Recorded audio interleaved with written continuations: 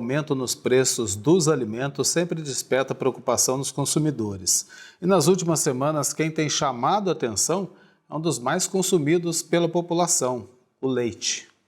Na hora das compras no supermercado, o leite é assunto neste mês. O preço eu já anotei no bolso, no peso dos preços mesmo, porque aqui às vezes vinha aqui comprava R$ 4,65, R$ 4,80, agora essa semana tá puxando. Tava 4 alguma coisa, 4,60, 4 alguma coisa, agora tudo acima de 5, né? Igual esse aqui, por exemplo, ó, 6,50, 6,49, é muito caro, eu acho muito caro, mas tem que comprar, né? Daí vai esse mesmo. Da fazenda até os supermercados, o litro do leite chega nas mãos do consumidor com uma média de aumento de 5,43% em todo o Brasil. Isso acontece devido a grandes desafios da produção. Mesmo assim, o valor ainda é menor 25% do que no ano passado. Igor é um pequeno produtor de leite em Pindamonhangaba, no interior de São Paulo. Vende tudo que produz, cerca de 150 litros por dia, para cooperativas. E assim como ele, outros produtores do setor enfrentam desafios com os custos e a eficiência da produção. A gente tem cada vez insumos mais caros, que atrapalha principalmente quem não faz os cálculos e não sabe qual é de fato o seu custo de produção. Quem não consegue mensurar o seu custo de produção, ele não sabe qual que é a lucratividade do negócio dele e, infelizmente, está fadado ao fracasso. Ele atribuiu o aumento dos preços a esta época do ano, que não é favorável, além de fatores externos que dificultam a vida do produtor rural, como a importação do produto, principalmente vindo do Uruguai e da Argentina, em forma de leite em pó. A gente tem visto algumas práticas do governo federal, onde ele importa o leite em pó e consegue, de certa forma, baratear esse custo para transformar em leite natural e vender para os consumidores num preço acessível. Isso é bom para o consumidor, mas para nós que somos produtores da região, produtores do Brasil, acaba dificultando um pouco, porque aí o preço pago para nós produtores acaba sendo um pouco inferior. Para esse economista, o preço caiu em 2025 devido ao leite importado que frequentemente chega ao Brasil por preços muito inferiores aos custos de produção local, gerando crise no setor. Agora, em 2026, aliando isso com outros fatores, a tendência é de aumento mês a mês. A alta no preço do leite é consequência, primeiro, de uma recuperação dos preços em relação a 2025.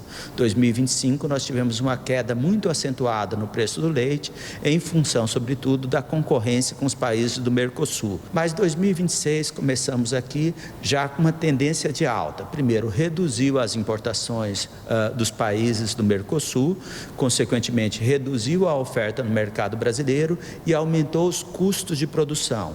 Esse aumento, principalmente em função de energia elétrica mais cara, ração mais cara para o gado e, mais recentemente, nós temos o impacto também do óleo diesel mais caro, que dificulta todo o processo de transporte do leite.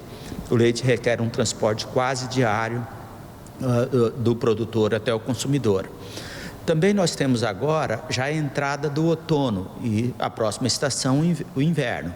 Nesse período mais frio, reduz o consumo de sucos e aumenta o consumo de leite. Então, a expectativa da agora para frente, até o mês de agosto, é que nós vamos ter todos os meses alta no preço do leite. Para ele, ainda há alternativas ao consumidor. A dica é sempre também pesquisar qual o tipo de produto a ser comprado. Os estabelecimentos vendem com preços diferenciados, é importante, mas sempre levar em consideração preço e qualidade do produto.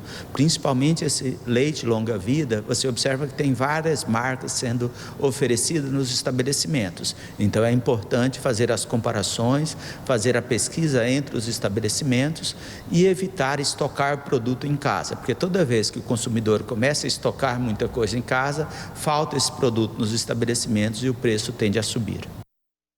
E é justamente para falar, né, sobre esse alimento que está presente na mesa de muitos brasileiros, mas que também gera muitas dúvidas. Afinal, o leite, ele pode prejudicar a saúde? Para a gente entender mais sobre esse assunto, a gente conversa com a nutricionista, a Mônica Stockler, que está aqui com a gente. Oi, doutora, bem-vinda, boa tarde para você.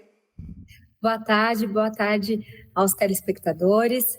É um assunto muito importante, né, esse aumento do preço do leite. Doutora, a gente já começa, né, falando sobre... tem fundamento uma notícia que todo mundo fala que o leite ele é inflamatório. Isso é uma verdade ou isso é um mito? É um grande mito quando informam que o leite é inflamatório. Diversas pesquisas científicas de grande porte, revisões desde 2019, vem trazendo, dentre as revisões bibliográficas, meta-análises, o quanto o leite não só é um alimento que pode fazer parte de grande parte da nutrição, qualidade e resposta anti-inflamatória para a saúde das pessoas. Mônica, boa tarde para você, bem-vinda aqui ao TJ Aparecida. E o leite é de extrema importância para a alimentação das crianças nessa fase de desenvolvimento, é isso mesmo? Sim, com certeza. O leite, ele é um alimento fonte de proteína e fonte de cálcio. Então, a criança que está em desenvolvimento, ela pode sim ter o leite como parte da composição ali nutricional fundamental para esse desenvolvimento, visto que o cálcio é um nutriente crucial para o desenvolvimento da massa óssea e os alimentos fontes de proteína para o desenvolvimento também de estatura corporal e massa muscular da criança. Doutora, a gente falou das crianças, mas para os idosos também, né? O leite ele continua sendo importante ao longo da vida, principalmente nessa fase da melhor idade, da terceira idade?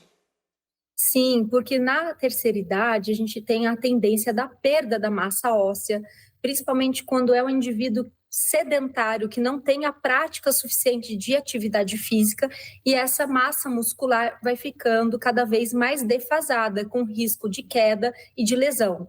Então, o leite, ele pode atender 15%, com um copo de leite de 200 ml, já pode proporcionar 15% da necessidade de cálcio do dia. Existem outros alimentos fonte de cálcio que podem vir a ser complementares, mas para as recomendações dietéticas de padrões de dieta anti-inflamatória, como dieta do Mediterrâneo, como a orientação do Journal Clinical Americana, eles trazem para nós a recomendação de consumo de leite e derivados em torno de 3 porções por dia. Mônica, existe um tipo de leite mais indicado? Porque a gente tem vários aí no mercado, né? Integral, desnatado, sem lactose. Como é que devemos escolher, afinal? Bom, primeiro a gente tem que esclarecer o processo de preparo do leite. Então, a gente tem o leite longa-vida, que é um leite que tem a durabilidade de validade maior, em torno de 4 meses, mas é um leite que é submetido a altas temperaturas. Então, por isso, ele mata grande parte das bactérias e pode sofrer perda de nutrientes. E aí, nesse sentido, é um leite que tende a ter maior acréscimo de ingredientes também, estabilizantes, conservantes, e por isso cabe sempre olhar o rótulo nutricional.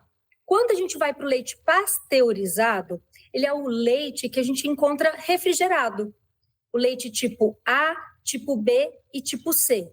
Então, o leite pasteurizado, ele pode preservar maior qualidade em termos de nutrientes e com o controle de qualidade na preservação e menor risco de contaminação é o leite A. E dentre os tipos de leite A, nós temos o tipo A2, que é muito indicado para quem tem maior sensibilidade de digestão do leite, quem tem tendência a estufamento abdominal, a desenvolvimento de gases, que isso não é para todo indivíduo. Mas, nesse caso, o tipo A2 pode ser uma digestão mais fácil e o tipo A de maior qualidade e baixo risco de contaminação e controle de qualidade desse tipo de leite. E aí nós temos a concentração de gordura, que é outro aspecto. Então, nós temos o leite integral, que é indicado para crianças em desenvolvimento e idosos de baixo peso. E o leite com menor concentração de gordura possível, que é menos de 0,5% de concentração de gordura saturada, que é o leite desnatado. indicado para quem trata colesterol alto, hipertensão, aterosclerose e, em alguns casos, até mesmo de diabetes. E nós temos o semidesnatado. Por que pode ser interessante o semidesnatado quando o paciente não tem controle de condições específicas de saúde? Porque ele reduz a gordura, mas conserva também vitaminas lipossolúveis, como a vitamina A, que está fortemente presente no leite. Então, além do cálcio, aproveitar melhor dessas vitaminas, mas com um pouco menos de gordura. O integral, principalmente para crianças e idosos de baixo peso. Explicando muito bem, viu, Mônica? Deu uma aula aqui pra gente, principalmente para quem está em casa e tinha dúvidas ainda sobre esse assunto. Muito obrigado, viu, pela participação aqui no TJ Aparecida. Um abraço para você. Eu que agradeço. Um Obrigada, forte abraço. doutora. Boa tarde. Tchau, tchau.